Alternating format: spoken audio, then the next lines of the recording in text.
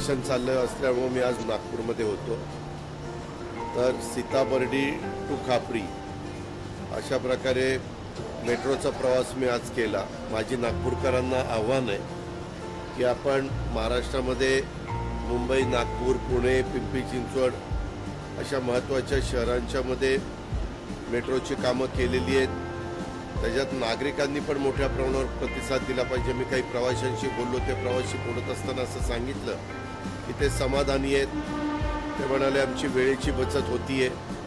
शेवटी break even येण्याच्या करता मोठ्या प्रमाणावर नागरिक असतील, विद्यार्थी असतील, त्या सगळ्यांनीच त्या मेट्रोचा जर वापर केला तर निश्चितपणे रस्त्याने जाताना वाहतुकीची जी कोंडी होती ती पण कमी होण्याला मोठ्या प्रमाणावर मदत होणार आहे।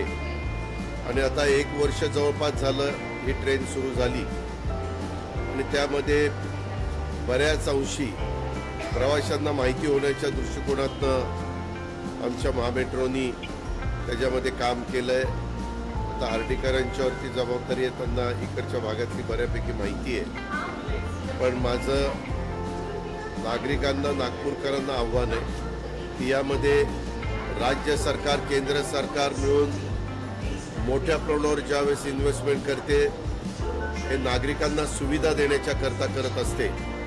अजूनही पुढं गोटीबुरीपर्यंत जाण्याचा मानस आहे।